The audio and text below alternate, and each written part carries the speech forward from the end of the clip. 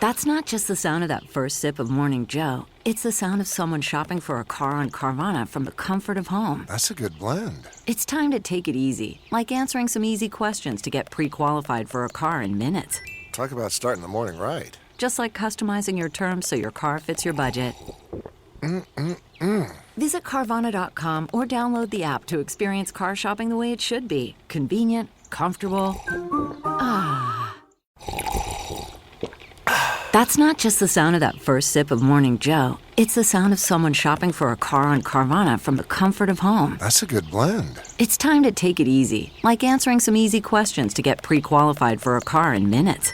Talk about starting the morning right. Just like customizing your terms so your car fits your budget. Visit Carvana.com or download the app to experience car shopping the way it should be. Convenient, comfortable.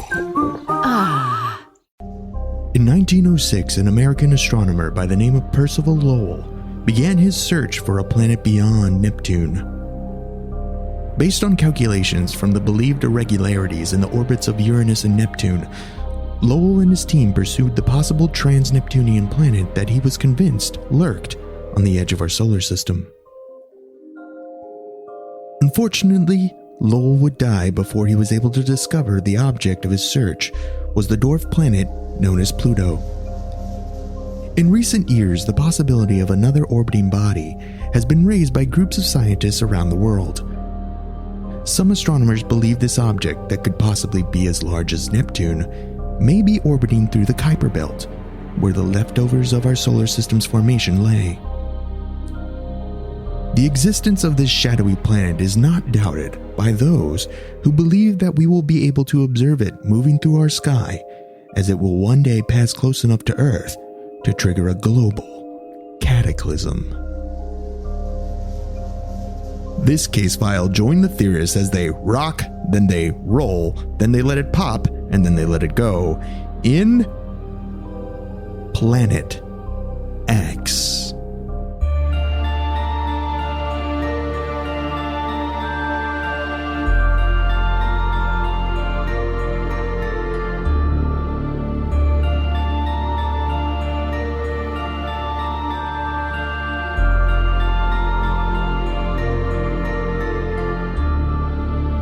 Welcome to Alien Theorists Theorizing, Case File 160, Planet X. Gonna give it to you. I'm Braden. I'm Zell. I'm Dan. And I'm Mr. Worldwide. Mr. Worldwide. Just give me the green light. He's ready to go. Oh, only on Spotify. Welcome to Spotify exclusive Alien Theorists Theorizing. Thanks for following us over to Spotify. Tonight we talk about Planet Nibiru, Planet X. Planet X. Won't give it to you. Tons of different things. But before we start, I got a quick story I gotta tell. Yeah? He's gotta tell it. I was fishing with Mr. Conspiracy the other day. This is fucking this is going to be great already. phenomenal. We're fishing. We go river fishing. We head down to the river. We got a couple of beers, of course. We're crushing a couple. Ask me how much I know about river fishing. How much do you know about river fishing? Nothing. I had not a clue. So we go down there. We got our regular rods that we used to like lake fish in. And this river's connected to the ocean. And there's big fucking fish in it. So we like head down there. We're like, oh yeah, we'll just cast in. So we spread out. He's casting in. I go down the river a little bit. We don't have any hip waders. We're just standing on the shore. We're just doing casts in and then slowly reeling in. No big deal. It's pretty fun. We're mainly drinking beers. All of a sudden, Mr. Conspiracy, I hear this kaplunk, and I see this big splash. I look back up, and he's like, "Oh fuck! Oh fuck!" He's reeling in like mad. I'm like, "Oh fuck!" He caught a lake sturgeon, Loch Nessie. He's got her. He's fuck! Oh fuck! Like he's going nuts. I thought for sure. I was like, "Oh shit!" Like I thought I was reeling in really fast because I thought I was gonna have to go help him. All of a sudden, he pulls in his line, just rips out of the water, and goes sailing past him. And I'm like, "Oh, you got one, man? Did it get off?" And he goes, no, fuck, my shoe. I went, what do you mean? He goes, my shoe. I look in the middle of the river and up pops, bloop, a little Nike shoe. What? Just is floating down the middle of the river. And this is unbelievable. He's standing there with one shoe on. And I go, how did you even cast that out there? He goes, I don't know. But somehow he went to cast, whipped it back, hooked his foot that he lifted to throw, hooked the bottom of his sole, pulled his shoe off, and threw his shoe into the middle of the river. Now, if you're following us on social media, I'm going to post this picture on Instagram for you of Mr. Conspiracy when I dropped him off at home in sheer embarrassment when he was wearing just a single shoe. Sandal Again, and shoe. he was wearing these shoes, and somehow he cast a shoe off his foot into the middle of the river. That's impossible. How is that even listen, happening? Not for Mr. Conspiracy. No. Maybe it's not impossible. Maybe that's why all these random fucking shoes keep washing up on BC shores. All right, maybe that's what fucking happens. It's not rare at all. True This story. happens all the time.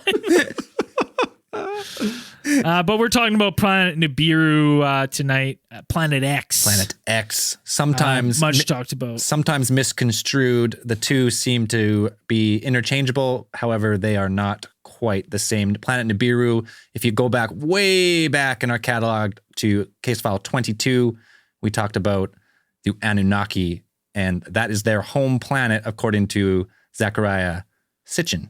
Is it Sitchin? Stitchin. Sitchin. Yeah. Sitchin. Granddaddy of pretty much granddaddy of ancient aliens. Yeah, 100%.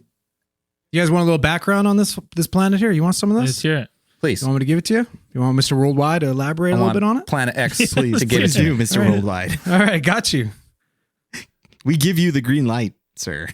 Nibiru was a bountiful planet in the Chomwell sector of the mid-rim, close to the border of the outer rim territories. It was home to the Gungan species and to a population of humans known as the Naboo. Naboo was pushed to the forefront of the galactic politics at the birthplace of the Dark Lord of the Sith, Palpatine. You guys listening? Yeah, I'm listening. I don't see anybody being surprised here. This is pretty good stuff. You're right on the money, I think. Well, everybody knows that Star Wars is a documentary, so Well, obviously. Stuff to live by. you gonna keep You want me to keep going or are you good? Are you gonna keep going? I'm into the Well, story. you're completely off. What did you study Star Wars for this shit? I think that Planet Andrew's Naboo. actually You're talking about Planet Andrew's Naboo. confused Naboo. Nibiru with Planet X, whereas Planet X is home to the Zalian extraterrestrial species who were unfortunate enough to encounter King Ghidorah and asked the Japanese for their help by shipping over Rodan and Godzilla in order to combat King Ghidorah. And when they were able to figure out a way to get Ghidorah and Rodan over to Planet X, the Zalian homeworld, the Zalians took control of Rodan and Ghidorah via mind control and then used them to wreak havoc on Tokyo. This is better than Here's Star the- Wars. Here's the thing. I have absolutely no idea if you're talking about this case file or making shit up. It sounds exactly like 90% of the shit we talk about. That I believe 100% in it. happened in Toho production. So I'm not surprised. Man, we're on to some good shit here tonight. also, the Zalians are the origin of Gigan, the cyborg monster from the Toho collection. So, Where's one of Mothra my from? favorite ones? He's got a buzzsaw in his chest, So pretty blades badass. for arms, Cyclops eye beams. But if we're talking about Planet X specifically, the one that is also has a loose connection to Nibiru, and the two often are confused, or people often interchange the two names. Planet X is the name given to this rogue planet that is somewhere out in our solar system that has not been found yet by modern humans, and is predicted or has been predicted in the past, actually multiple times and a few times, to have come in close contact. It's supposed to come in close contact or impact the Earth at some point, creating a doomsday scenario where our planet is either thrown off its axis. Magnetic poles are shifted. I don't know. The moon is split in two. We got a Thundar the Barbarian situation going on. Not really sure. There's a whole bunch of stuff going on. But there's a lot to unpack with this one. That's the connection to Sitchin's Nibiru, is that it has this weird long orbit, and that's about as far as the connection really goes, because this one is more connected to a doomsday scenario where it, destroys Earth or makes Earth uninhabitable in some fashion, whereas Nibiru is the home of the great and powerful Anunnaki alien overlords who instilled civilization, if we go that route. But case file 22, go back and listen. Yeah. Is there not also like, I know there's a cataclysm, but there's also a group that say that like potentially it's a global awakening. Like maybe it's not a cataclysm, but it's a global awakening. Is that more Nibiru? Is that Planet X? Or is that somewhere fall in the little gray area between the two? You'd have to define which following that is, because the Planet X seems to be wholly a creation by one Nancy Leader, who is a self-described psychic. And she is a... yeah, me too. Same. I know on multiple occasions you have proclaimed your psychic abilities, but she has claimed that she was contacted during her teenage years. Actually, before that, according to her official biography written by her, she says that she was, I guess you could say, reincarnated. She gave the go ahead, or her soul somehow acquiesced to being reincarnated into the body of Nancy Leader, to be the sole intermediary between humans and the Zeta aliens, or aliens from the area of Zeta Reticuli. And definitely Zeta Reticuli has played a part in a couple of other conspiracies that we've gone down before. Now, this makes a lot of sense to me, because you have this really advanced civilization that they're like, listen, we really need to contact someone on this planet. We really need to reach out. So we're gonna reach out to this random fucking woman in Wisconsin who is potentially a psychic, and we're gonna fucking give her all the world secrets, and she's gonna be the one that gets the truth out. That means a lot. That makes a lot of sense. I get it. Well, yeah. And to clarify, she doesn't, when she talks about her communication with these Zeta Reticuli aliens, they're not exactly 100% accurate.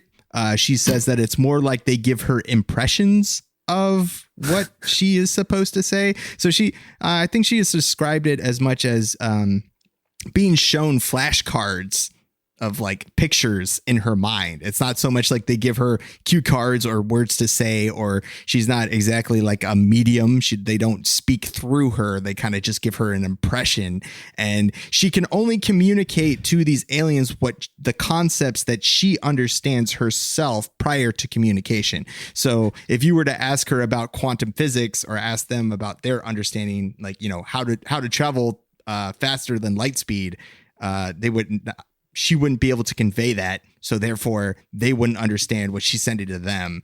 And then it wouldn't work. So are you saying these Zeta Reticuli are dropping breadcrumbs similar to Q, and then you have to put these breadcrumbs together based on your own knowledge, and that's how you get... Wow. Basically what I think is happening is these aliens are showing up in her bedroom, and just like what is fucking Pictionary, they show up and they're like 2 words. First word, and then they start mimicking things, and she's got to fucking guess them.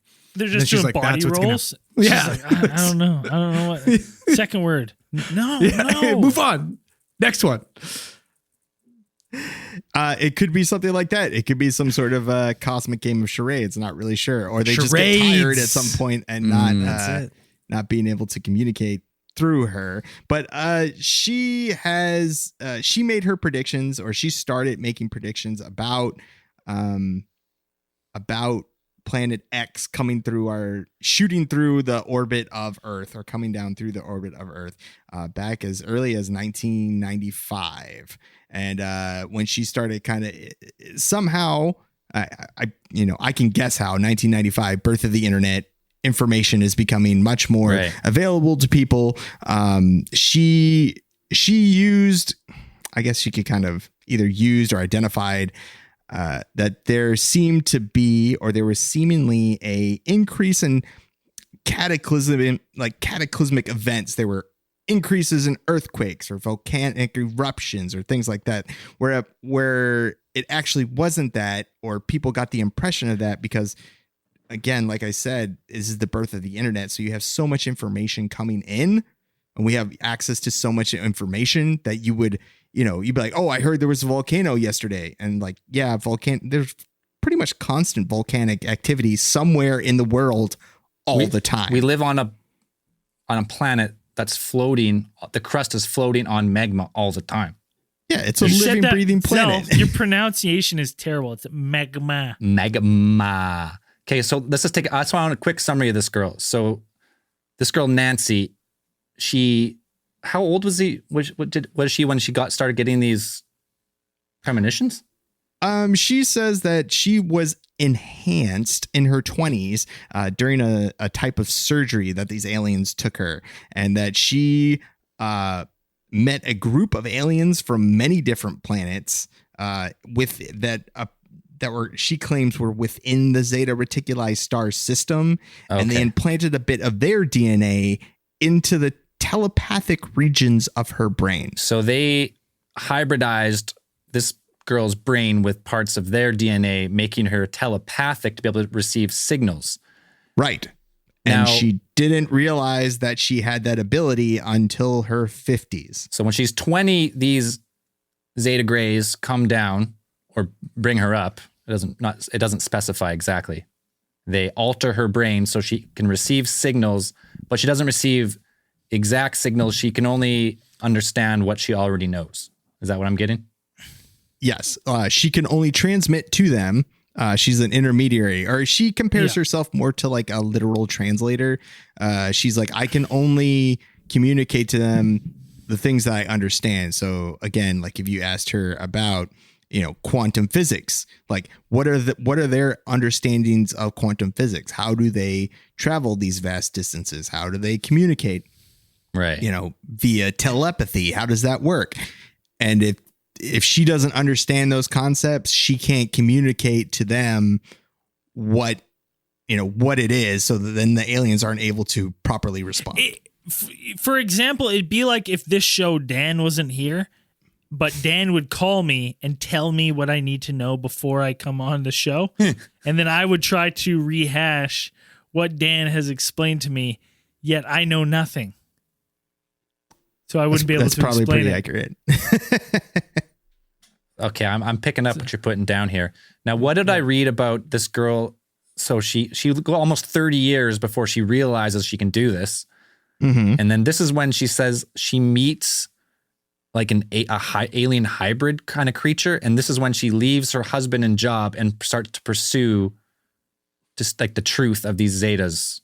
Right. So in addition to her these aliens unlocking her telepathic potential, she was also the subject of hybrid alien children experiments. Apparently, she was, she gave birth apparently, or maybe not gave birth, but was they used her DNA to create hybrid alien children. And after she met one of these, I believe that it's her. She claims that she felt, that she felt that her understanding of the universe has transformed, and that she needs to go on and spread the good news that there are aliens out there trying to talk through her through flashcards, some sort.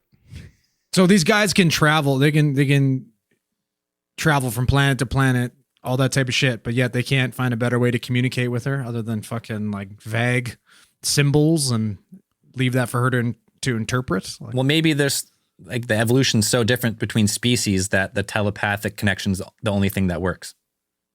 Maybe if they can't write anything down, they can't number one, this girl's not a mathematician or some type of scientist who could understand and let's be realistic here. Let's be realistic. Let's say for a second that aliens visited us, or Andrew, say you got picked up by aliens and they're just standing in the room and you don't know how to talk to them. You're like, hey, and they're obviously not responding to your vocalizations. Eventually you're going to dumb down communications until you can communicate. You could do a little circle followed by a circle with a circle to like show that we're on the third rock from the sun. A couple of 1 and 1s plus 2, like basic math. Like you're gonna dumb it down so you can explain to these things that you are at some level intelligent. If you couldn't talk to them, like you would have to dumb it down. If you couldn't use your primary communication techniques, you would have to dumb it down to some level where you're like, are you getting this? And then But when you get a response, have the technology, if they're advanced enough to fucking get to the planet, and you know what I mean? Like, I just have a hard time believing that they wouldn't have found a way to better communicate to this woman. All right, I'll give you a counterpoint to that. We are excellent. Think about our technology now. When I lived in Thailand, when I first dropped in Thailand, I couldn't talk to anyone. Yeah, well, you should have got fucking Google Translate, and you would have had no problem. It wasn't like it is now.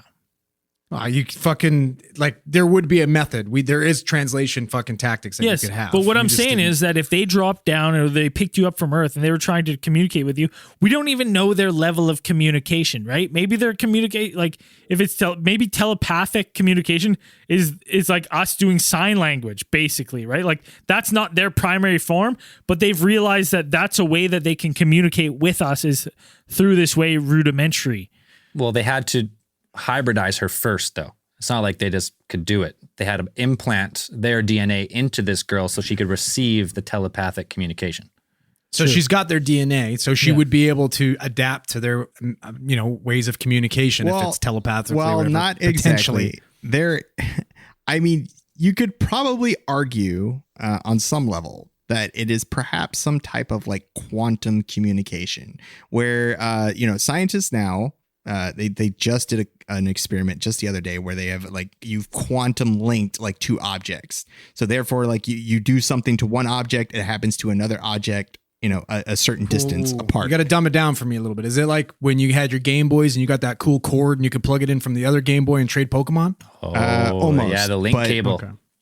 Beauty. Yeah, So remember you like trade that. Raichu and he evolved. It was badass. Well, Badass. yeah, something like that, I guess. But instead of that, Or Pikachu, you use sorry, Pikachu. pieces Trade of Pikachu DNA, involved. where you would have, if you have a piece of their DNA or you have a piece of another creature's DNA. I don't know how the aliens would work, but there could probably be some argument where you could say that, by placing some of their DNA in her telepathic regions, they're able to, instantaneous quantum communication, telepathic communication, where, you input information into one DNA, the exact same, if it had the exact same composition of the one that she has, and then it instantaneously across the universe is like placed into that one. Therefore she understands and communication takes place. There's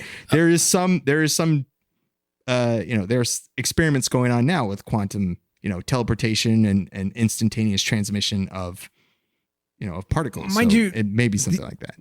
This would be the same. Like she buys into the same theories that Stitchin was kind of selling too, right? Like she says these are the same aliens that Stitchin was talking about. She and claims. If it is those aliens, they've already visited Earth. They've already integrated with humans on Earth. So fucking rights, they would know the language, would they not? I'm not necessarily sure that she says that they are the same aliens that Sitchin's book, Sitchin's work put through, that not necessarily the Anunnaki. I think she linked Nibiru, perhaps. I don't think the two things are like. Sitchin definitely denied a connection between the two. I don't blame him. She definitely said that Nibiru, her planet X, the harbinger of Armageddon that was going to crush our planet Harbinger or smash into our planet, she referred to it as Planet X. Eventually it became Nibiru.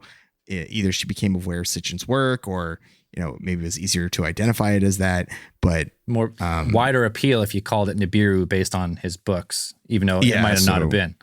It's true. Get some more recognition. And to be honest, and since we've done since we did Pluto dirty, Planet 9 just doesn't have the same ring. Nope, definitely not. Goddamn Scroopy Noopers. Ruined everything for Pluto. Draining their core, shrinking their planet, knocks it right out of the ballpark. It's not even a planet anymore. Pluto's not a fucking planet. So Don't listen to Jerry. Nancy definitely got these communications from the Zeta, or she claims that she got communications from the Zeta Reticuli. Right around the time she had her midlife crisis and left her husband and her fucking kid. Right. I don't have the divorce paperwork in front of me, but maybe somewhere around 1995, that this planet X that was hanging around our solar system on the outskirts somewhere, and apparently had a orbital year that is something around like 3,657 years. Yeah, that's where she gets she found Sitchin's work, and that's that orbital, the long elliptical orbit of Nibiru is the same, 3,600 years. Right. So, and she gave a deadline of this planet coming around and causing havoc on Earth, and she gave the deadline of around May 15th in 2003. With that's when things would start. And then she said the closest approach of the planet would be May 27th of that same year. So, within the 15th, that 2 weeks, shit was going to get fucked up. Like it could be the total end of situation. We're going to be riding around on crazy horses with our fabulous sun swords, and Ukla the Mock and Thundar the Barbarian shit's going to be going down hard. Like that was her whole thing. That was her What was shtick. the date she said? That was May 15th to May 27th, 2003. First date. So she was wrong. So she was claiming that this planet on its long elliptical orbit was going to enter the inner solar system, not necessarily colliding with Earth, but becoming close enough that the gravitational effect would either cause a pole shift or change the weather so dramatically that the world would it's the apocalypse, pretty much. Doomsday. Yeah, that's very much how she presented the scenario. Like things were the poles were gonna shift, tidal waves, earthquakes, tectonic plates breaking apart. A great flood. Is that just because the gravitational pull from this planet coming so close would just fucking devastate? Like, was that the theory? Yeah, that was kind of her theory. It was just going to wreck everything. I think it would. The pole flip, I think, was the main point of her thing, and that would cause a whole bunch of shifting of the electromagnetic field of Earth. But honestly, if the poles flipped right now, what would happen? Like, what would change in my day-to-day life? Would I just be like, my compass is pointing south? Well, I think the poles have flipped before, and I think they're not excessively worried about a pole flip in the future. I know that the magnetic north shifts from time to time, and it has shifted it's always changing. Right. Every year, the thing it drifts something quite a bit, like 20 miles or something, like every year. So GPS is always taking that into account and updating constantly. But yeah, but the poles flip. So 780,000 years ago, the poles weakened and temporarily and rapidly flipped. So I'm not 100% sure on okay. So yes, there is evidence that the poles have shifted at some point in our planet's history. How that would affect life on our day-to-day basis, biological life, as a whole, I'm not really sure. Unless it was something if we, the worst thing that could probably happen to us is that we lose our electromagnetic field. Like if we completely lost our EM field, we'd be unprotected by, solar radiation, gamma radiation, all of that nasty for a short period of just time, floating around space. We'd be get Planet all Hulk, that. basically. Planet Tumor is what we would. Planet Cancer. That's what we would be. You don't know that for sure. But if the poles shifted, I'm not sure 100. It might affect a lot of our electronics, because our society is so dependent on the kind of technologies that we have now. It might be something of an inconvenience. It might be some kind of crisis, but I don't think it would be something completely unrecoverable. No, I don't. I think the technology, because I'm sure while the poles are shifting, the magnetic field is probably, I don't know, it probably weakens a bit, but that's not our only shield against all that stuff. Like atmosphere and stuff would still play a little bit of a part. So I don't know. I don't know if that. So I think the science is still up in the air if like it dramatically Dude, there'd be a lot of quickly. people with shitty tattoos out there. All you guys with your compasses and shit, you'd be fucked. Yeah, north is south, south is north, or would north be east now? And like, where would they flip? Would they completely flip, or they just flip a little bit? Or like, But that's what I mean. That's what I mean. Like, if they flip, like, would our compasses just point? Would they continue to point to what we think is north?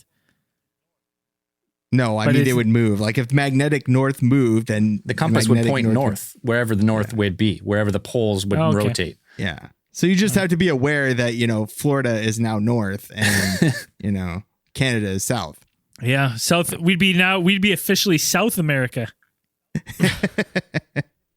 Be the clean south. Yeah. I think what I think would happen if a giant like body came into like close proximity with Earth, like say it came like really close, like say almost as close as the moon or something, it would pull the moon out of orbit, which would affect the tides, which would affect all weather on the planet, which would probably pull the Earth out of its orbit a little bit, which would affect like the distance from the sun. And that would cause like a cascading effect of like just utter chaos. More than we would have a like our tides, we would have a rising tide on like anything that's ever been seen. It would destroy coastal cities. Yeah, if you had we have the moon now, and the Earth is spinning, and the moon slowly spins, so that controls the tides. But now add a planet. What does she say it was, like 4 or 6 times the mass of Earth or something? I think she's kind of changed it over the years. I think it's changed. It would literally roll water, like as the Earth was spinning. The oceans would just roll over all of the land. I'm picturing Interstellar when they're on that one planet and it's 1,000-foot tidal wave constantly. Yeah, basically. It honestly, perfect to me, storm at all times. All times. This theory gave credence to like the biblical flood to me. Like when I was looking, like when we were reading into it and looking into it, that's what I kept thinking about. I was like, well, maybe this is what caused the biblical flood. Is that this whatever planet X had come into orbit and had pulled so much water, that the tides, instead of rising 10 feet, rose 100. Right. Well, here's my question, Nancy. Why the fuck didn't you build a boat then and start collecting all the animals? I know. She should have started building it probably in 2002 when she went on Coast to Coast AM. And she stated that for a fact, she was 100% sure that Planet X would be visible in daylight sky for 6 to 7 weeks before passage. That you would be able to see, because any astronomer, even an amateur astronomer, would be able to see a giant planet, hurtling towards Earth, 6 to 7 weeks before passage. Yeah. Oh, so for sure. She stated that was a fact. And George Norrie, God bless him. R.I.P. George Norrie. He asked her, like, are you sure? That this is going to happen. She didn't change, and she said, yeah, sure thing. You'll be able to see it in the daylight, and it'll be as bright as this, like something like a second sun. You'll be able to see it. Amateur astronomers can see Pluto with backyard telescopes. Very much. So yes, you can see a planet 4 to 6 times or whatever she claims. You would see it. It would be visible to the naked eye in the sky, like well before. But I think she went on to say, like, it was actually hidden behind the sun, like the sun's light was blocking it at one point, and that's why you couldn't see it earlier. Right. She came back on after 2003. World didn't end. Spoiler. She came back on Coast to Coast AM. Did George give it to her? Did he give it to her? You know what? The funny thing is, like, George is really good at, like, not.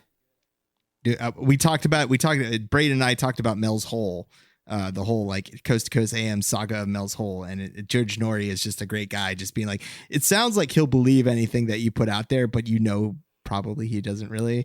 But she went on in 2005 and she gave the explanation that it didn't end because you couldn't see it. Like the world didn't end, but it actually had gone behind the sun. She describes our solar system like she has a very different interpretation of our solar system. Than scientists? Yeah. Her belief is that our solar system is some type of binary star system where we have both some type of either like a dark sun and a light sun, and you can kind of like see both. But she was saying that the planet X had passed behind like one of the suns, and so that's why you weren't able to see it. It's so why didn't it blow up the planet though?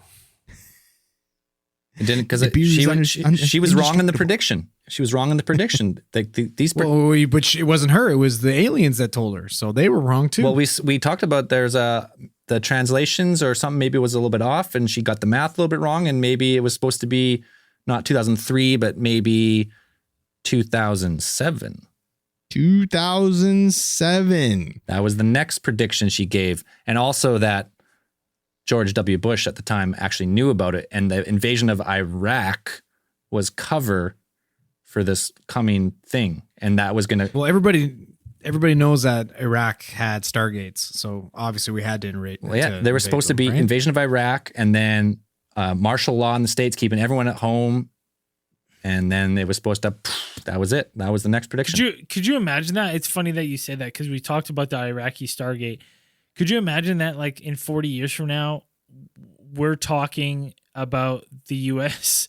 the same way we talked about Nazi Germany, about, like, how they were into the occult? And that's why the U.S. was going, like, yeah, there was oil, but there was also the theory that they had stargates. And that's why the U.S. was going in, because to investigate. George W. Bush was really into the paranormal. I mean, convince me otherwise. That's all I'm saying. I like it. I like it a lot. I'll even give it a little piano solo. Woo. Come back in for ATT episode 2750. Yeah. Check back in.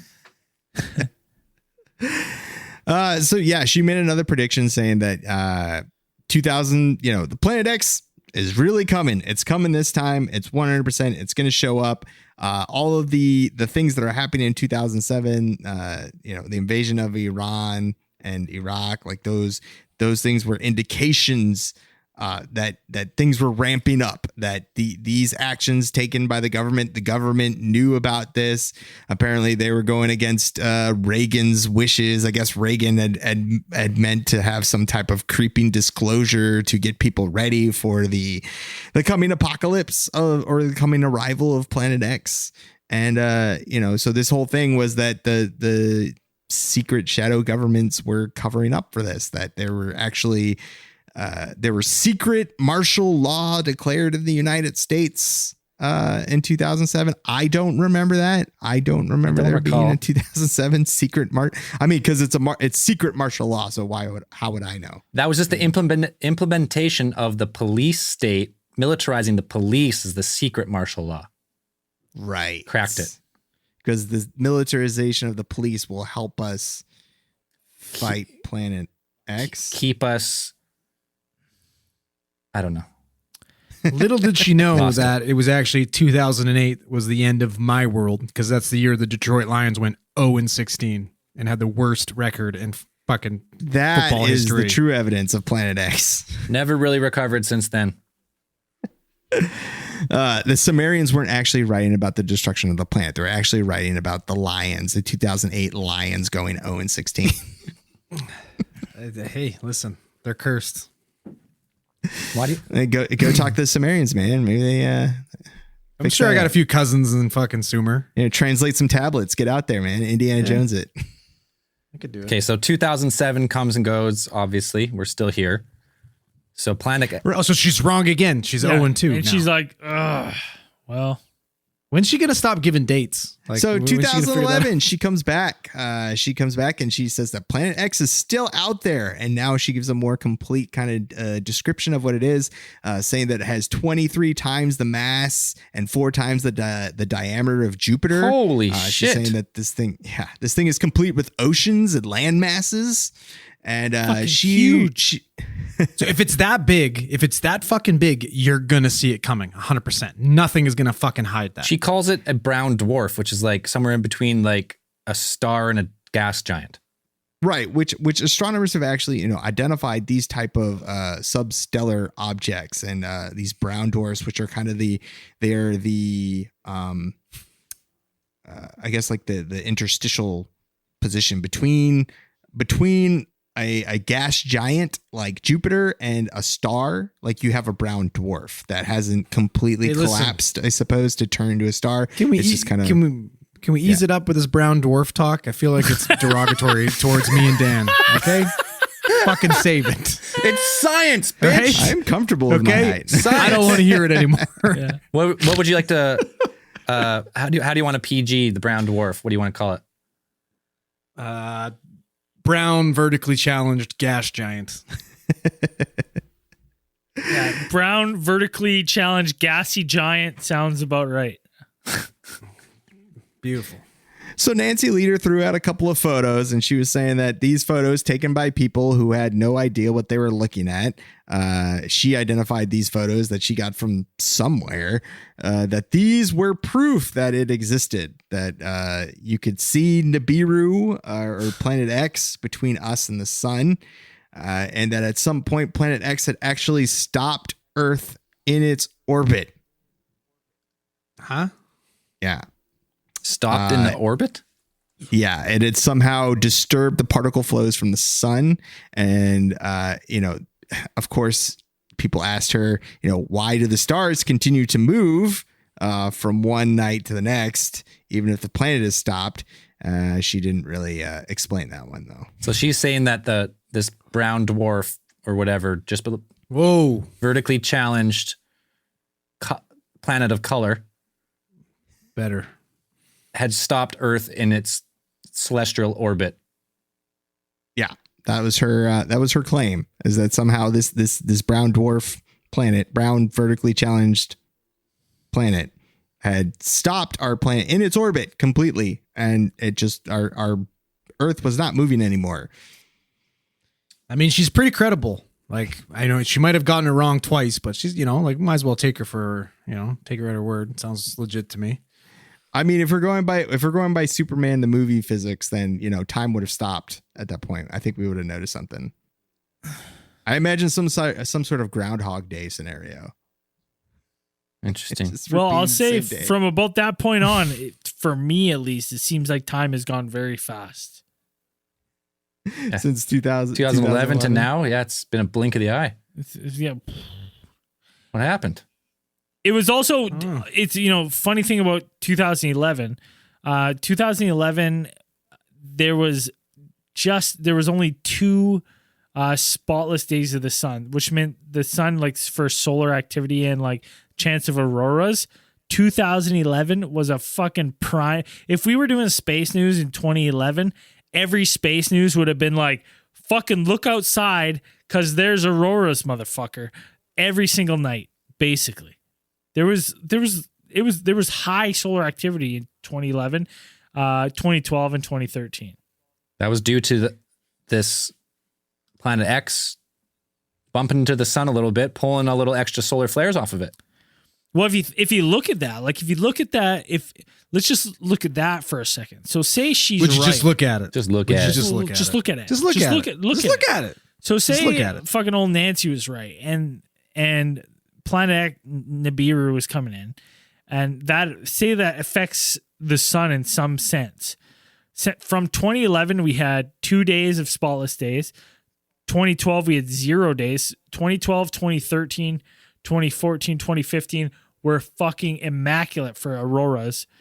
2016, we had 32 spotless days. 2017, 104 spotless days. 2018, 221 spotless days. 2019, 281 spotless days, and so far in 2020, 203 spotless days. So it's like you can actually see a flex of like solar activity. So like maybe she was onto something. Was it a colored vertically challenged dwarf planet coming into our solar system? Maybe. But you can definitely see a wave of a pattern if you're looking at solar activity. So maybe it not only affects Earth, but also affects solar activity. I'm No, that's so fucking impressed by that little rant that you just went on, because people who are not watching this live stream don't understand the fact that your eyes were not open for that entire thing. No, they You're weren't. completely like you're fucking Dialed. like minutes away from being meat draw. Oh, And 100%. You got every single one of those words correct, and it was like, here. That was fucking super impressive. I wish I could You're replay welcome. what just happened. Can I do that? It was phenomenal. Look at him. I can't. Actually, I probably could pull up the stream on the other computer and pull it in and have a replay, but not another time. Okay, so 2011 comes, no collision. Nothing happens. Well, Yeah, then you get 2012. Everybody's super party year. Everybody's favorite year. Okay, before we get into 2012, which was supposed to be the next end of the, not just from Planet X, going to give it to you, but from a whole wide range of theories converge in 2012, which we're going to get into right after this beer break. We'll be right back. yeah.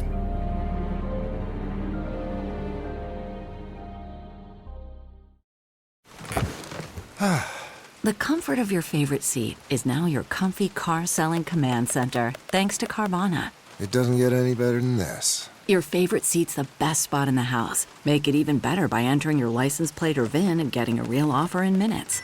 There really is no place like home. And speaking of home, Carvana will pick up your car from yours after you finalize your offer. Visit Carvana.com or download the app and sell your car from your comfy place. The comfort of your favorite seat is now your comfy car selling command center, thanks to Carvana. It doesn't get any better than this. Your favorite seat's the best spot in the house. Make it even better by entering your license plate or VIN and getting a real offer in minutes. There really is no place like home. And speaking of home, Carvana will pick up your car from yours after you finalize your offer. Visit Carvana.com or download the app and sell your car from your comfy place. We're back. We're back. All right, so we left off the next major, well, probably the biggest doomsday prediction of our lifetime has been 2012. They've made movies about it, and it was 2012 was supposed to be the end of the Mayan long count calendar. Right. 2012 was our big one. That was it. Everybody was ready to go at that point, I'm sure. It had been predicted that everybody thought that the Mayans had it right for some reason, or that the doomsday was going to arrive on 2012 in December, specifically the month of December 2012. No apocalypse. It's okay. Wait. So this is 0-3 or 0-4? 3 or 4.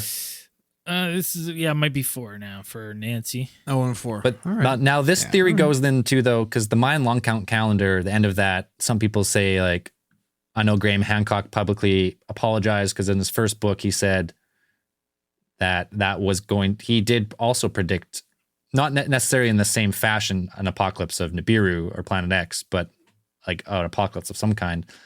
But now a lot of people have changed tune to say the Mayans didn't predict like a cataclysm. It was just the end of the age, and the new age was like the age of enlightenment and like the age of the awakening. A lot of people are calling it. So Brayden, you were saying at the start, like a lot of people have tied this to like the awakening, and so everything ever since 2012, that has been a thing. Or 2012, just to clarify, like the Mayan calendar, which ended its cycle on 2012, was just the end of that period of that age. Just how like every calendar that you buy that has, a specific breed of dog or supercars every month, or the ATT, every Butch calendar I've ever bought gives me at least 2 years into the next year, or 2 months into the next year. it's hilarious because it's just like, what do you do with those calendars? Well, you toss them out and buy a new one. Yeah. So people say it's not the end of, it's not a doomsday. It's just the start of the next age, the next long count. Right. It's just the start of the next cycle. Yeah. Could you imagine you buy your fucking sweet like kitty calendar? You got cool kitties like water skiing and knitting and doing cool sports and stuff like that. And then you hit December and you go to flip the next one and it's not there. There's nothing there. It's it. The fucking world's over. No more fucking kitties. Man, that's it. No Tragic. kitties, no life. I don't want to live. I don't want it. I don't want to live. If this is a life that you're giving me, no more kitties, I don't want to live. Yeah, but how do you feel about this? How do you feel about now, obviously we're in 2020, the real end times, and people are saying that the 2020 calendar without added leap years and shit like that would have actually fell on 2020. I think that's just moving the goalposts. So the 2012 apocalypse, if you take into consideration some discrepancies in the counting of the calendar, could actually be determined that it could have landed in 2020. That's what you're saying? Yeah.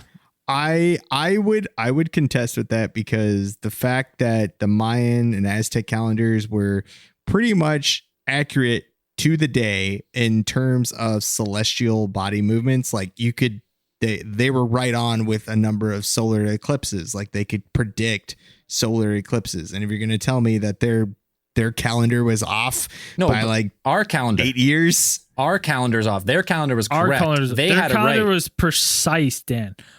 Our fucking kitty cat counter. You're talking about the Gregorian calendar. Yeah, our calendar was Gregorian off. calendar is like so the conversion of the Mayan long count, which was to the T, to our calendar, which has been changed by it was changed by emperors back in the day. It's been changed a few times. Maybe we lost. There's a case file we want to do is the phantom time hypothesis as well in the future. But so maybe. Because let's face it, 2020 is the closest prediction to apocalypse we've got so far. We got global pandemic. But there's and okay, I would say, all right. Closest. Sure. The closest we got so far. It looks weird. Shit is weird right now, but it's not celestial level stuff. Unless not like Dan, it's only October. We got 2 months, motherfucker. So if in the 2 months that I'm proven wrong, sure. But for right now, what if, Dan, what if the celestial body like this, like she said, does not emit light? It's a dark matter sun, a dark matter something. We can't detect it with modern technology. It's flying in right now. It's coming closer. It's knocking off. It's changing the poles slightly. The poles are starting to accelerate. They're starting to flip. There's more water in everyone's brains than ever before. That's why everyone's acting crazy. Okay, even if it were a dark planet, you would still be able to see it, because there would be parts of the sky that would be obscured by this dark object that doesn't reflect light, I suppose. Like if you were to go ahead and say that, if you were to give that theory credence, and you're going to be like, okay, allow for that this planet is speeding through and it's weird, wholly, absolutely impossible orbit. And it is shooting through our planet's orbit close enough to somehow disturb our, I don't know, produce the effects of all the crazy stuff that's going on right now. You'd still be able to see it. You would just be like, okay, there's some stars that I can't see today. No, why is that happening? I got it. I got an answer to that as well. It's not necessarily a planet. It's the Zeta Reticuli. It's a spaceship, and it has active camouflage on it. So whatever's behind it, it just transmits to the front. So you think like you can't see it no matter what, because there's stars. It eclipses the stars. But then the active camouflage of the spaceship planet puts those stars on front, so you can never see it. And in that case, this girl could be right. For the first time in so then you'd have to ask yourself the question, why the Zeta Reticuli are flying a planet-sized gravitation, like a planet-sized spaceship with active camouflage, would probably require power supply of a Death Star? Absolutely enormous size. Why would you waste your resources or your energy sources on a giant active camouflage spaceship? So you can get close enough to blow up the planet. We said Star Wars was a documentary. We did. Death Star. Right. And the Death Star didn't need active camouflage. You're just like, that's no moon. And that's why the fucking rebels blew it up, Dan. Yeah. Exactly. They left that one vent open. They blew it. And then the whole thing got blown up. Engineering. Mm-hmm. I'm saying I didn't make the theory up. I'm trying to come from all angles with this girl here, trying to help her out. Trying to help Nancy out because she needs it. She's been wrong a few times. But Yeah, I'm just saying 2020 is the closest prediction so far. There's a global pandemic, at least. There's one thing. But yes, it's not caused by a celestial body that we can see. There's not an increase in tectonic activity. There's not an increase in any of these weird things that she said were going to happen. I didn't actually check that. Is tectonic activity stable? I have no idea. Yeah. I don't know. I didn't tell you. I have no. I wasn't even more to check. I don't know. I haven't checked. Braden hasn't checked. You didn't deep dive into Earth's tectonic activity. No, unfortunately. Volcanic eruptions in the lake, earthquakes. No, of all the things I deep dived into, that I missed the tectonic activity. Okay, now so we kind of skipped. There's one more guy who claims some predictions. So you have another personality, David Mead, who is a self-proclaimed Christian numerologist, which is not a real thing and it doesn't really exist. It's not a real sounds thing. legit. Sounds super Yeah. legit. Too legit. You lost me, Dan. You lost me at Christian. He cites verses in Luke 21, 25, 26, and he says that these are sign of recent events. That there is he cited in 2017 the solar eclipse around that time, Hurricane Harvey. He said that these are all signs of the apocalypse. He claimed that the world was going to end in September 23rd, 2017. He attributed this to a planetary alignment that was going to happen. He tried to use this to support his claims. Of course, I guess he didn't really check his calendar or anything, because the planetary alignments that he claimed were going to be the end of the civilization as we know it had happened 4 times in the past 1,000 years, and nobody had given a fuck. No, but this is the verse that he made his whole claim on. There will be signs in the sun, moon, and stars. On the earth, nations will be in anguish and perplexity at the roaring and tossing of the sea. People will faint from terror, apprehensive of what is coming on the world, for the heavenly bodies will be shaken. Well, to his credit, everything that was written in the Bible has happened and is real, so you can't blame him. It's the oldest encyclopedia in the Earth's ever known. It's weird because I'm like, the only thing Did you say encyclopedia or did you say fairy tale book? I meant encyclopedia. Did I say fairy tale book? Are you telling me that a man named Samson didn't beat a bunch of guys, like hundreds of dudes to death with the jawbone of an ass? Are you telling me that it didn't actually happen? Are you trying to tell but me he that did right do now? that, Dan, until he got a fucking haircut. Samson was a giant. Hundreds of dudes, hundreds of Philistines. Yeah. Well, don't get a haircut. Jawbone. Rule of story. Ass. Sweet. Don't.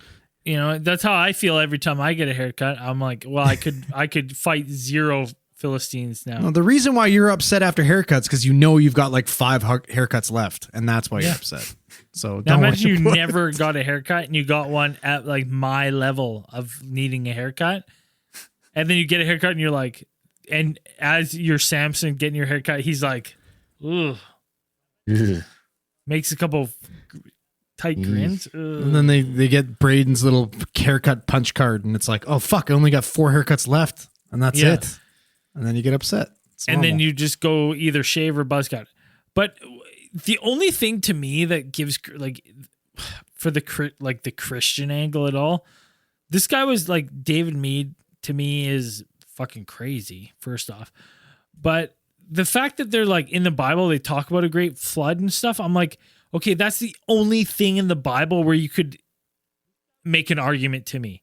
Like the Bible predicts planet X based on this, the great flood. That's because there's another planet that comes and pulls the tide so far out that it's unlike anything we've ever seen. If you told me that, I would go, okay.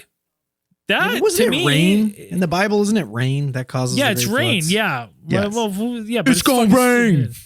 It's gonna rain every day until it floods. But you know what I mean. But if the Bible was like, no, that's due to another planet that is on its way, I'd be more inclined to believe that than it's gonna rain every day.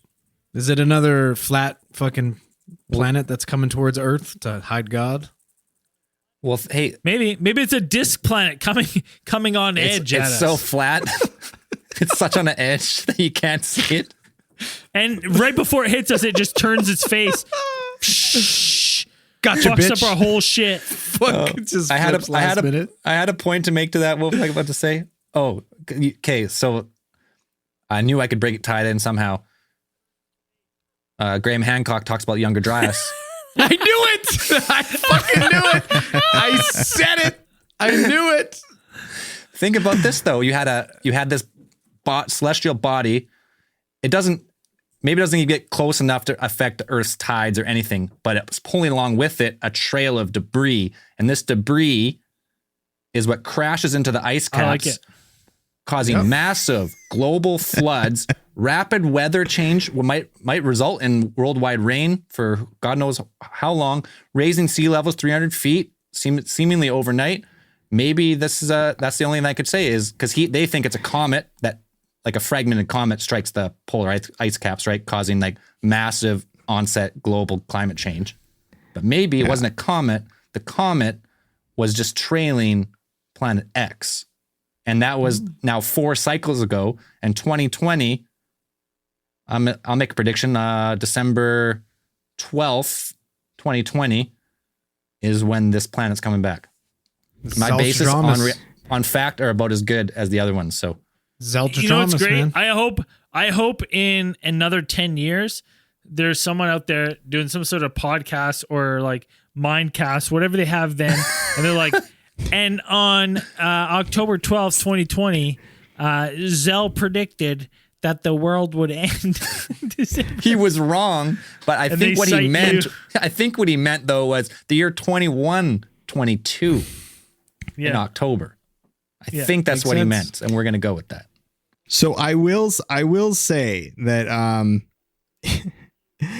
most scientists, who are presented with the hypothesis of this planet having some sort of 3,600, nearly 4,000 year solar cycle that's going to go around orbit, they would say that's impossible. It's been here before then many times, if that's the case. By the physics that we know and the physics that we have used, and which seem pretty accurate in predicting things that happen throughout the universe, and you would have a planet if it were on that, like its and the distance it would have to cover in that amount of time, and for these predictions, for these things to happen, like at the speed it would have to be traveling, it would have either flung itself into our sun in the last, if this planet had formed in the same time that our planet had, Earth had formed in the millions and millions, billions of years that our solar system has existed, it would have flung itself into the sun, or it would have reached escape velocity and it would be shooting out through our galaxy, just traveling between the stars, as there are some objects. It would be a rogue planet at this point.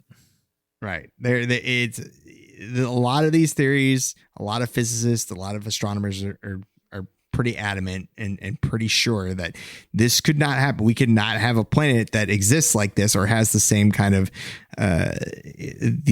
these numbers that these predictions are putting out are impossible, because you couldn't have a planet that travels like this. The orbits that these doomsday cultists or doomsayers, whatever, propose would be impossible for a planet to maintain that kind of orbit, to be able to, and also to land near us. If it had traveled at some point, like even in 3,000 years, we'd still be able to examine evidence, and we'd still be able to see evidence of its effect, its gravitational pull on our sun. There would be here thousands of times in our sun. There would be like in the orbits of other planets, you'd be able to see the evidence.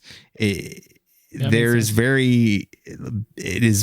looks very, very, very unlikely that there is some sort of giant planet that the size that, Nancy describes this planet as being bigger than Jupiter, basically an uncollapsed star, having a extremely high density, you would be able to see the effects on other planets. Like the orbits would be jacked up, everything would be messed up. Even if it's like Zell just said, if it were to pull debris, like if it were to pull debris behind it, we would still be able to see that debris in our telescopes. Like you'd still be able to see its evidence of like it traveling, pulling these things, like these. Unless everything it's towing is dark matter. So dark sun towing dark matter. Dark matter. Dark planet. But yeah, because if it's a 3,600 year orbit, and we think this solar system's been here, they think like, oh, maybe 4 billion years. That's a lot of orbits of this one thing. You should be able to tell. There'd be evidence of it. Easy evidence of it. However, that doesn't mean that we've found every body in the solar system. If we're gonna go a scientific route, we don't know everything that's floating around out past poor old Planet 9. Pluto has been removed from a planet to a dwarf planet status. There could be, so like if you're gonna go like there may be something lurking out there. Like in the Kepler belt or whatever. Yeah, because they found Kuiper Belt. They found Pluto. They found Kepler? Eris. They found Sedna. These are other like dwarf planets that are way the fuck out there. So if you go with, there's something that they call, I think it's called Bode's law, which is it's not mathematically or scientifically 100%, but it works okay for counting planets in a solar system. Within like so many percentage, it's not guaranteed. It didn't work for Uranus. It failed on that one. But what it says is it goes with like astronomical units, and it's like roughly like every orbit of the next planet's like 60% farther away, roughly, or something like that. So Earth is like 1.0. Mars is so an astronomical unit is the distance from the sun to Earth. That's where we go, and it's so many millions of kilometers. I can't remember the number off the top of my head. But they say if you go with this Bode's law and you start jumping, most of them are within like a few percent of calculating the distance. So if you start jumping out there, they think there might be a Planet 9, hypothetical, hard to prove because it probably doesn't emit light, something at like 614 astronomical units. So if you take in consideration, Pluto is at 38.8. So it'll be something else. So it'll be something way the fuck out there. And we talked about it on last week's space news. Some people think there might be a object out there tugging Neptune.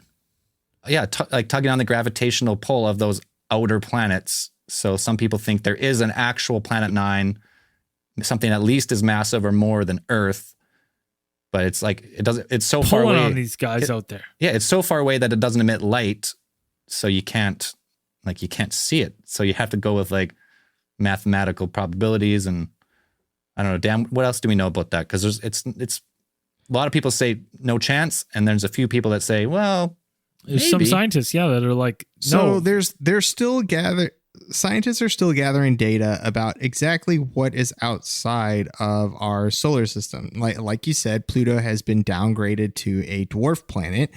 They have since changed the definition of what it is to be a planet. Basically, that a planet has to exist in a stable, concentric orbit with the other planets of its same size, and that it has to kind of clear the orbit that it's in.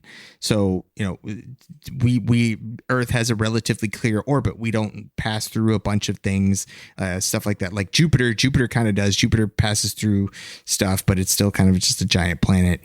But also, it has to, like I said, it has to have the concentric orbit. So all of the other planets, like up to Uranus, kind of have the same type of orbit on the same kind of plane that Earth does. And that Pluto has its own kind of weird little orbit. It's got this highly elliptical orbit where it kind of goes like, if you were to put them all on a plane, Pluto kind of goes at this weird angle that is like, 35, 30 degrees different from the other planets.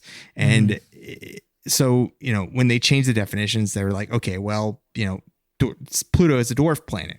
Okay, well, we have these other stuff that we found out there orbiting around, and even in our in our asteroid belt, there are things that can be considered dwarf planets, like Ceres and other stuff like what was the other one that's out there? There's a Sedna or whatever, the one that's like floating out there. Sedna, yeah. But they're saying now that there are objects outside in the Kuiper Belt.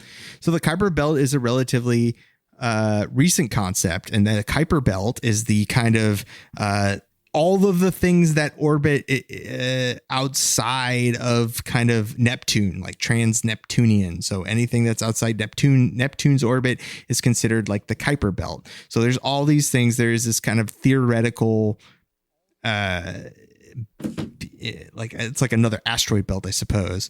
And then you can there are a lot of other objects that are kind of caught up in our sun's gravitational pull that kind of hang out there.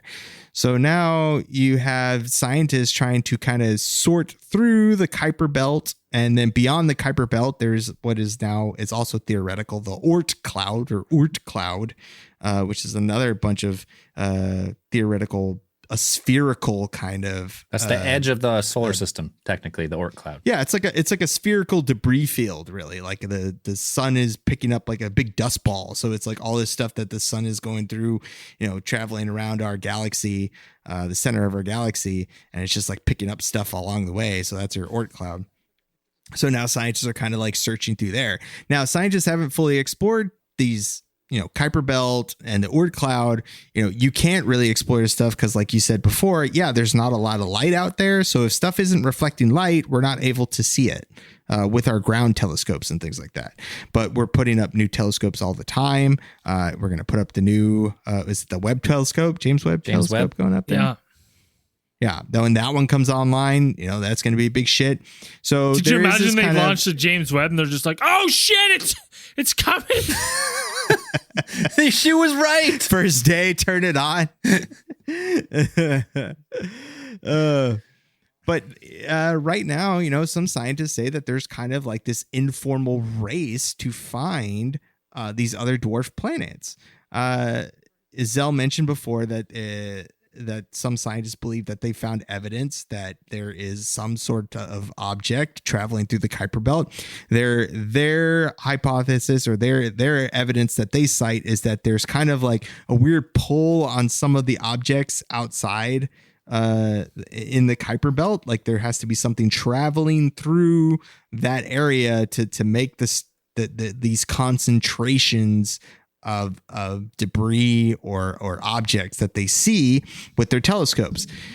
But the thing is that more data is coming in, and since scientists said that, which was a while ago, now the hypothesis has kind of evolved where it's like, actually, the more that we look through the Kuiper Belt, the more objects that we're finding. So it now fits a more uniform model. So now it's more a uniform distribution of these objects.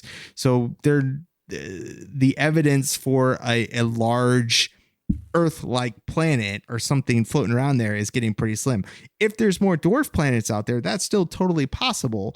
But something like an actual planet that could perhaps at one time, had oceans or is the size of Jupiter, or, oceans 24 times the size of Jupiter, as Nancy Lieder would propose, is kind of, she was reaching at that scientists point. And astronomers would be like, that's impossible. At that point, she's going for clicks because she's 0 for 2. She's like, I got to make this even better. Yeah. What do you mean Let's at that call point? it, Just go bigger. I think she's been going for clicks the entire time. Well, maybe the first one, maybe she got contacted. She got it completely wrong.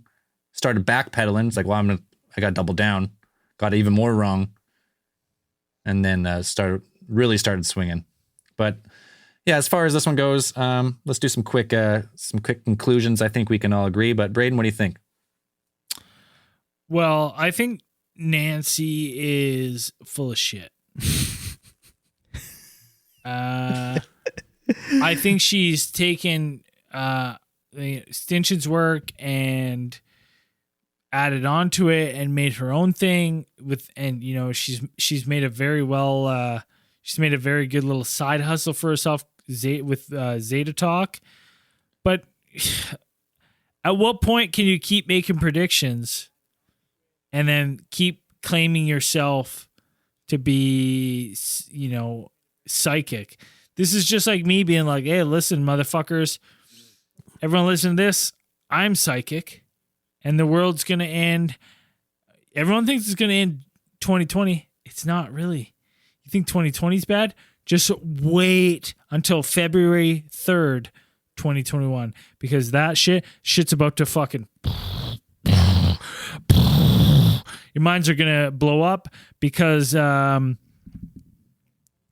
Planet Nibiru or Planet X, Planet 12. I know I'm jumping ahead. That's how weird of an orbit this thing's on. It's actually Planet 12. Planet XII. That was Sitchin's book, called it Planet 12. He also counted the moon Luna and the sun. But yeah, well, he's an idiot. I'm not counting those. I'm talking these are other planets. XII, February 2021. Look out. It's going to be a mess. You heard it here first. And if by then shit hasn't happened, well, and I'll just I'll move the needle. Change the math. Better start buying toilet paper. Were wrong. The scripts were wrong. Buy all that toilet paper while you can. Andrew, what do you think? No, I think Nancy's a very believable individual. I think she just had some hard time with her. No, she's full of shit. She's launched her website. She's selling fucking survival tactics for the end of the world. I don't know, man. I don't buy it for a goddamn second. She's 0-4. Zelstradamus has got a better record than her. All right? It's true. Dan? As far as Nancy's theories go, I don't think there's very much evidence supporting any of her stuff. She is, 0-for-3. I think Nancy is definitely full of shit. Whether there's more dwarf planets or planetoids out in the Kuiper Belt or Oort cloud to discover, that's still something up in the air. We very much have not explored volumetrically. We've only explored a small part of our solar system. Nothing. Barely nothing. Everything outside of that is like, we haven't seen what's really out there. So like there could be something out there, but is there something that's going to like smash through our planet, or has some place in the past disrupted our thing? I really don't think so. I really don't think that's happened. Unless there's a dark energy body that we can't see or detect, there's no giant planet coming through inner solar system anytime soon. But yes, I 100% think, well, 100%, I know, scientists know there's still countless untold rocks floating out there we haven't identified. Size-wise, I have no idea. I don't know what's physically possible, but I always think size isn't everything, Zell. All right, 100%. Zell's not everything. It's motion. Damn straight. Anyways, but it's like I hate when people say like, we know everything about this. There's no chance that it could be this. They're like, well, in science, absolutes don't ever really work that well in science. Like you always get to a point where like something breaks down, like our equations start to break down when you start getting into quantum mechanics and all this stuff, like unknown what's out there. So I think there's other stuff floating around. Do I think it's 23 times larger than Jupiter? Vertically challenged planet of color? No, I do not. Very eloquently put, Zell. Thank you. Got that. Nailed it. I think I nailed it that time. I think so too. What do you want to get into next? Well, why don't we get into a little space news? Ooh, new graphic. Ooh, that's been there for a while. Graphic? Doesn't you never see it? I have not seen it until today. Scientists are calling for a serious study of unidentified aerial phenomenon.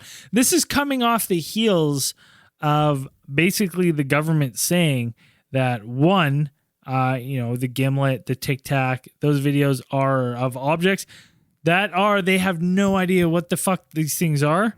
And secondly, that they have a craft of unknown origins, not of this earth, that is still yet to be refuted. Let's put that out there. Now scientists are saying, all right, well, we need to get a serious study going of unidentified aerial phenomenon. Yeah. Interesting times. I mean, the Navy has the unidentified aerial phenomena task force that they started back in August after the announcement that, yes, has not been refuted, even though maybe it was misquoted about having off-world vehicles. Still have not seen any more news about that. It's crazy. Nothing else was ever said about it again, right? We still have to take it at face value of what that article said, since they refuted other claims in the article. Except that line. Except the quote. So, the COVID pandemic has overshadowed everything, including that aliens are real and we got their craft. It doesn't say that. Dan, it does not say that. He says they have off-world doesn't not vehicles. say that. It doesn't not say that. Yeah, you got to admit though, Dan, that claim has not been refuted yet. Even if it was misquoted, no one's ever came out and been like, well, actually, he said this and we just took this version of the quote. I haven't even seen that story yet, so it's still crazy. Either way, fucking crazy. So I've only seen those ones. Yeah, sure. Why not? UAP a task force. Get on the job. Do it. Let's get it. Yeah, sure. You're sure. Give me some UFOs. Give me some proof. Asteroid Bennu carries organic material consistent. You done? No. You done? Keep going, piano necktie. Let's go. With the ingredients for life.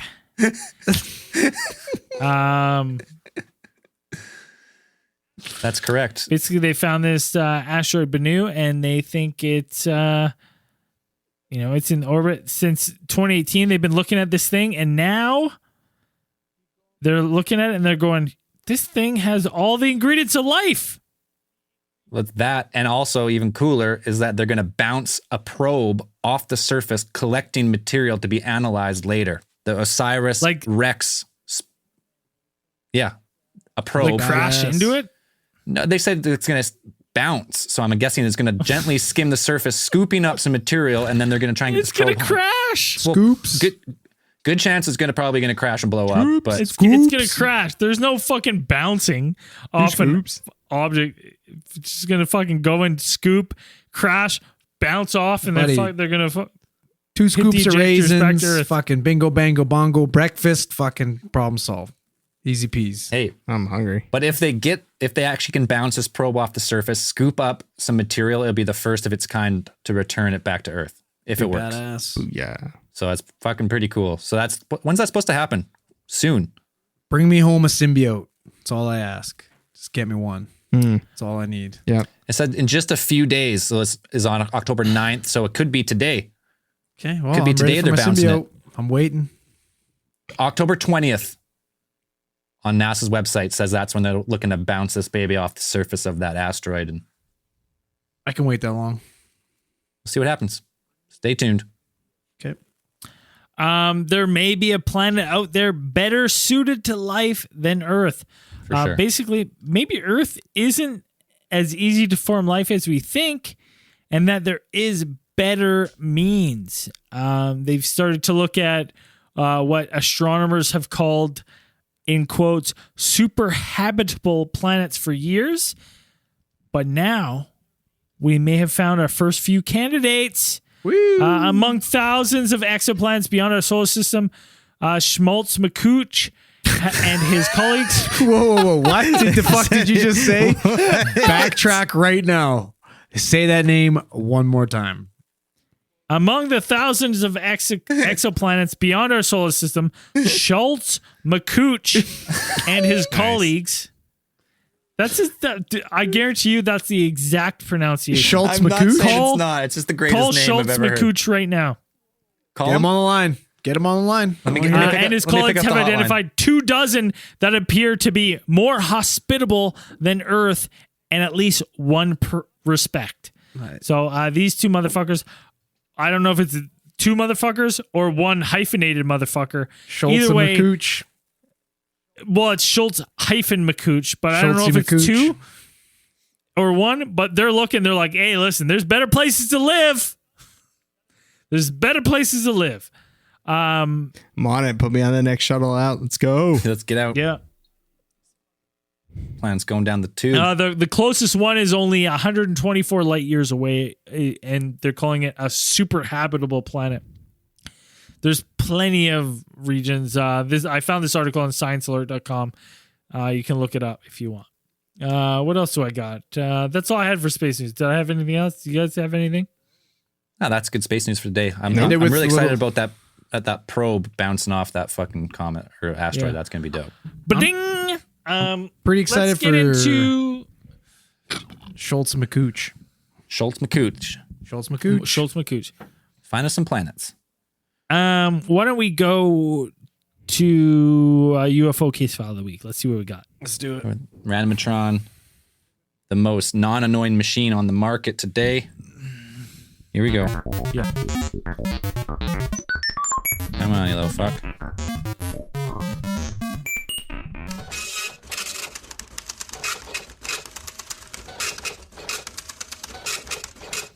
Oh, what's it gonna be? Woof. Oh, Oh, it's on.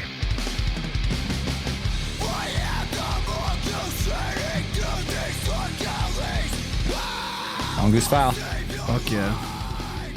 All right, hold on. I gotta get in the right mindset for this. Hold on. All right, I'm ready. I'm fucking ready. Wow. Sweet crickets, I'm ready. All right, so at the beginning of these things, obviously, we know that this happened to a friend of a friend of a friend of mine. But in order for me to tell the story, I'm gonna have to say the first person, so it sounds good, right? Yep. So I don't know. I'm gonna go on a limb here and just, assume that this happened in a coastal city somewhere. We could probably describe it best as a city somewhat like British Columbia. Nice place. Somewhere in British Columbia. Yeah. Yeah, that makes sense to me. So, Okay. run of the mill night, early evening, let's say 8 a.m., call comes in. Drop 911 call. Zero description of the event. All that we know is that a friend of a friend of a friend of ours is going to a ritzier area of a coastal city. I know that mostly reserved for the wealthy that live in. So they pull up to this address, and it's a very nice house. Big gated community. Drive up, shrubbery all the way up. Big doors. Get there, bang on the door. Nobody answers. A lot of the times that happens. You assume maybe the person's suffering from an emergency and can't come to the door, so you let yourself in. Luckily, the doors were open. Didn't have to call for backup to break the doors down. Now you get in and you immediately kind of call out to be like, hey, so-and-so ambulance service, we're here to help. Is anybody there? Can you hear us? Yell out. Nobody answers. Lights are off. As soon as you walk in, you see this giant grand staircase. You see a piano. It's very dark, and it's like, it seems like just nobody's home. It's kind of, it's very peculiar, eerie vibe. Feels like the Moonlit Sonata should be playing from like fucking Resident Evil. You're like, this is I'm getting heebie-jeebies, So you continue to walk around this big, beautiful front entrance of this home, yelling, hey, is anybody there? Can you hear us? And, you can't help but see beautiful artwork on the walls. And, as you keep walking, you see all these diplomas, and they look to be I'm assuming they're medical diplomas. You can't really tell because they're written what looks to be German. You can't really tell. As we continue walking, you can see kind of a light coming from a staircase leading to a basement. So you're like, okay, this is fucking spooky. And believe it or not, our friend of a friend of ours is a little bit of a pussy like myself. So he's already being like, this is kind of creepy. I'm not enjoying this very much. So they descend down the staircase and continue calling out. And all of a sudden, you can kind of hear these faint mumbles, right? Faint mumbles. But they can't really make it out. Doesn't really make much sense. And you walk down the staircase, and you have this immaculate basement. It's like you walked into like almost like a surgery room. Everything's beautifully clean. Everything's marble and white tile like everywhere. It's just, and these bright, like blinding fucking lights. And you're like, this is fucking weird, man. Like just getting some like super like serial killer vibes from this basement all of a sudden, right?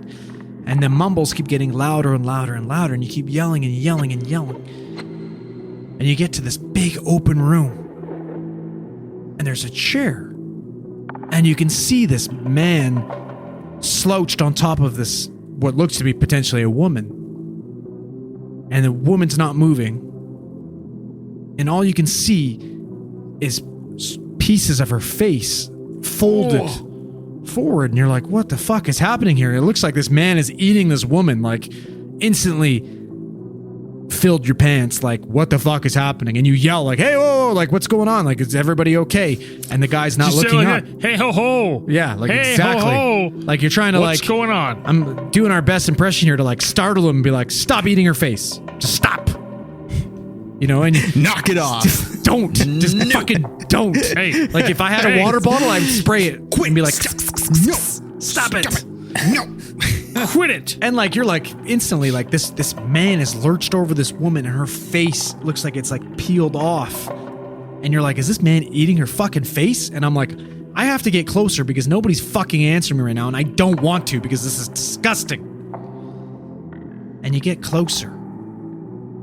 And it turns out that this man was giving this woman a black market facelift. Oh, fuck. And had a fucking stroke and stroked out on top of her and went semi-unconscious and couldn't speak because he was aphasic and he was only making mumbles. But yeah, it was horrifying. Absolutely horrifying. How'd the facelift turn out? Not good because he stroked out halfway through it, and usually you're only supposed to be making incisions from like the base of the fucking earlobe up to like basically like the top of the forehead, and he went like all the way up, and she was like scalped almost. It was bad. It wasn't good. The lengths we go for beauty. Moral of the story, do not get black market facelifts. Get normal ones. Just pay for the it. money. If you want one, just get it. Braden's going on his third, and he looks pretty good. If you really can't afford one, You can't even tell. in North I got America, a good guy. go somewhere, go to Turkey, go somewhere cheaper. You can get it done there still professionally. Just cost you less. Yeah, the boys are going to Turkey to get hair transplants. Damn right. Yeah. Damn straight. Case file 180. What are we doing with our We're all Spotify gonna money? have fucking golden fucking mullets. What are we doing with our Business Spotify in money? the front, We're going to party in the Turkey. back.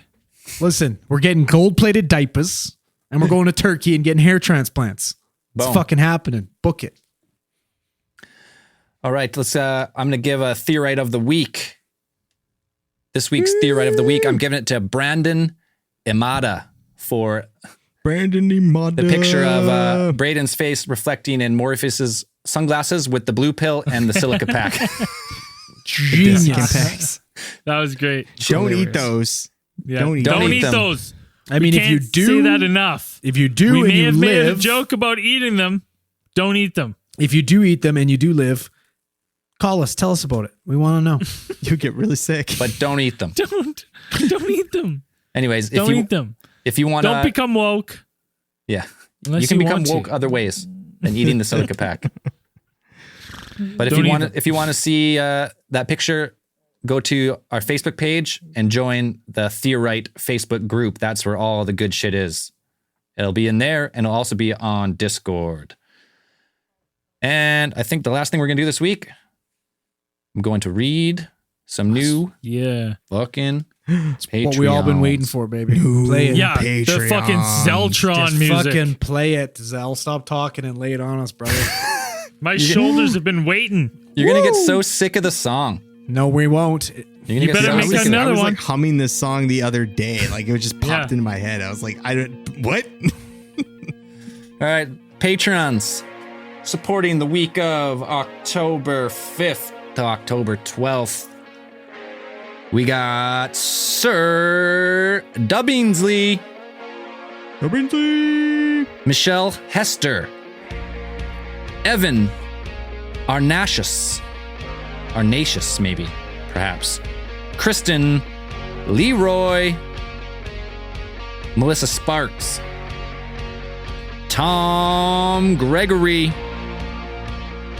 Jay Foles, and Kyle Weir.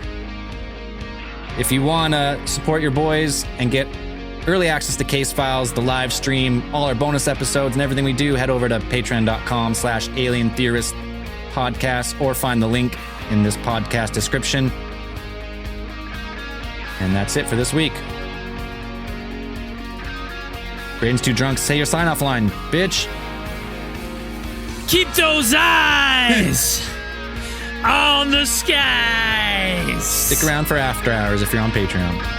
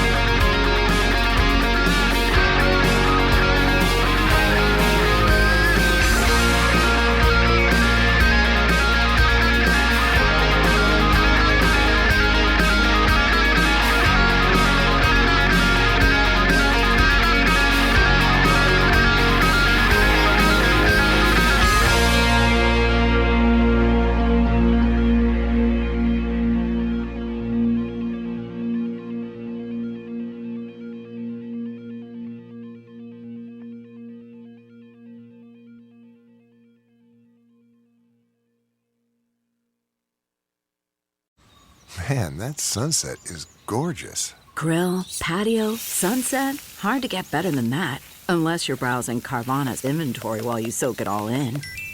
Oh, burger time. So sit back, get comfortable. Carvana's got thousands of cars under $20,000 just waiting for you. I could stay here forever. Carvana, where car buying meets comfort meets convenience. Download the app or visit Carvana.com today. That's not just the sound of that first sip of Morning Joe. It's the sound of someone shopping for a car on Carvana from the comfort of home. That's a good blend. It's time to take it easy, like answering some easy questions to get pre-qualified for a car in minutes. Talk about starting the morning right. Just like customizing your terms so your car fits your budget. Visit Carvana.com or download the app to experience car shopping the way it should be. Convenient, comfortable.